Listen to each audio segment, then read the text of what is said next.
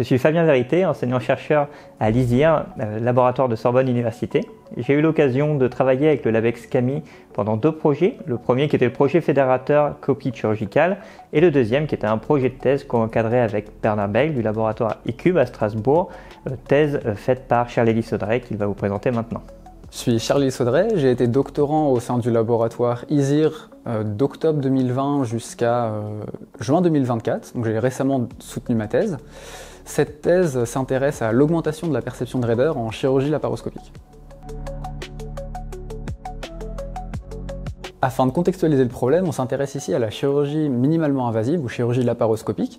Cette approche chirurgicale consiste en l'insertion d'outils et d'endoscopes au travers de petites incisions dans la paroi abdominale. Donc ces outils sont insérés dans des trocars. Cette approche chirurgicale offre de nombreux avantages pour le patient avec une diminution de la douleur post-opératoire, une réduction du temps de convalescence, une diminution des dommages causés aux organes.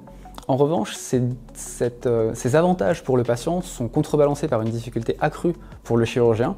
Cette difficulté découle principalement en une dégradation de la perception haptique.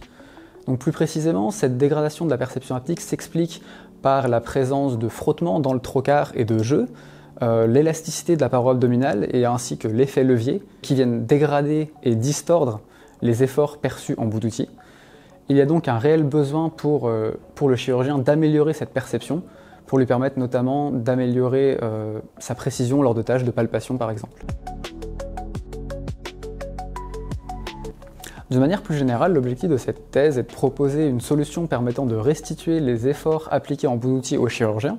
Cette restitution doit respecter de nombreuses contraintes. Tout d'abord, il faut que la solution proposée soit intégrable dans le bloc opératoire. Pour cette raison, nous avons écarté un retour audio ou visuel, puisque ces canaux sont déjà très chargés. Ensuite, il faut que l'approche proposée ne perturbe pas le geste médical, le geste chirurgical.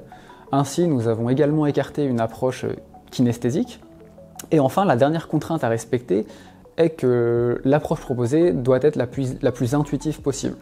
Nous sommes ainsi intéressés à la déformation tangentielle de peau, donc un retour de type skin stretch. L'hypothèse derrière ce choix est qu'un tel retour permettrait de restituer l'information de manière très intuitive, ce qui permettrait de ne pas alourdir la charge cognitive du chirurgien. Enfin, dans l'objectif de ne pas perturber le geste chirurgical, nous avons choisi de délocaliser le retour sensoriel et d'appliquer la restitution de peau sur l'avant-bras du chirurgien à l'aide d'un dispositif portable de type bracelet. Cette approche permet de toujours restituer l'information dans le geste chirurgical.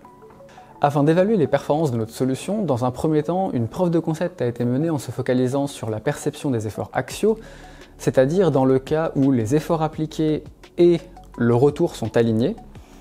Dans ce cas, notre approche a permis d'améliorer significativement la performance en termes de discrimination de raideur tout en réduisant la charge cognitive. Les résultats sont ensuite étendus au cas de la perception d'efforts radiaux. Dans ce cas, les efforts appliqués en bout d'outil et le retour ne sont plus alignés. Cette étude a montré tout d'abord la robustesse de l'approche proposée puisqu'elle continue d'améliorer les performances. En revanche, en présence de l'effet levier, on note tout de même une dégradation des performances. Il est tout de même important de remarquer que l'approche proposée continue d'être bénéfique. J'ai eu l'occasion de présenter ces différents résultats au cours des journées CAMI Days organisées par le LabEx CAMI. Ces journées ont par ailleurs été une opportunité pour discuter avec les membres de la communauté de façon pertinente, ce qui a mis en lumière des perspectives très intéressantes à ces travaux. Pour conclure, je tiens à remercier le LabEx CAMI, d'une part pour le financement de cette thèse, et d'autre part pour l'organisation des différentes journées d'échange qui étaient très enrichissantes.